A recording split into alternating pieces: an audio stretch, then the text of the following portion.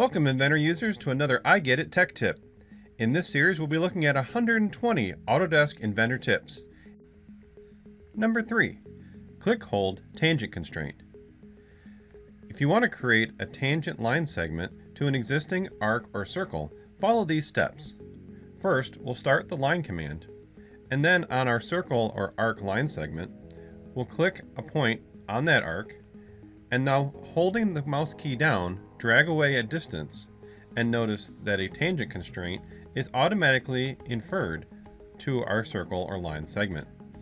We can then place our line wherever we want in the graphics window, and notice that our tangent constraint is automatically added to this line segment. And that's it. I hope to see you in our next tech tip.